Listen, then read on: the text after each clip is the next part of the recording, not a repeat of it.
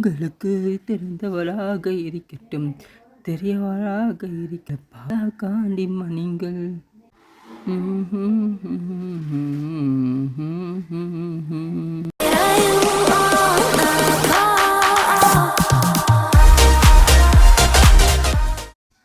பாலஸ்தீன் மக்களை கொத்து கொத்தாக கொண்டு குமிக்கும் இஸ்ரேலு.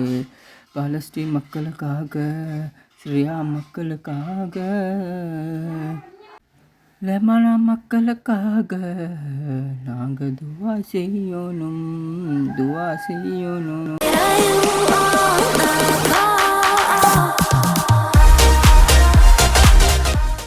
அவங்களுக்காக துவா மட்டுமல்ல, அவங்களுக்காக யுத்தமும் செய்யலாம்.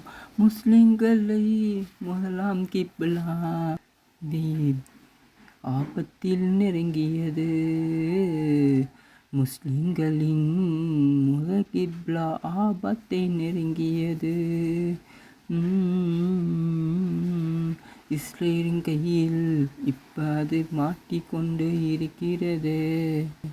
இடத்தை பிடிக்கிறோம் என்ற பெயரையும், பாலஸ்தீன் மக்களை அழிப்பது என்ற பெயரையும் ஆபத்தை நெருங்கி சூறி வருகிறது இஸ்ரேலு.